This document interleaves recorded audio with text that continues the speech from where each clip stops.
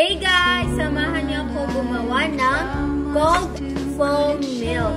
This is how I make my cold foam milk.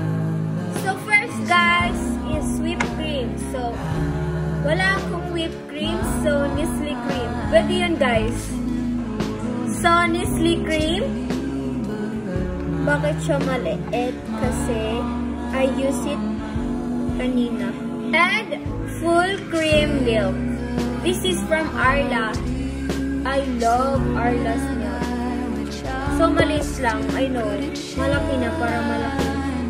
Malaki yung full milk natin. So we need frother from TikTok shop. Okay, mekus. Wala akong mahanap na whipped cream, so Nestle cream yung makita ko. So, pwede naman siya guys, kasi parang whipped cream siya. Kaya hindi ako nakakita ng whipped cream kasi yung ibang grocery is hindi kompleto. So, yung sa amin dito, hindi sila kompleto. So, okay na siya guys.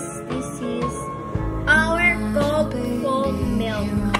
Okay, that's the vlogger is. Paulit-ulit lang yung sinasabi kasi mahirap maging vlogger. So, why people asking bakit ako nag-vlog? Okay, bakit nga ba ako nag-vlog? Nag-vlog po ako para makakita ako ng sarili kong income. Para, you know guys, makaipon din minsan. Because I have a dream too. May dream ako guys. Maging parang may sarili kong cafe. Guys, I love iced coffee, something. Non-coffee. Pang diabetes talaga. Hi! So bye guys! Thank you for watching!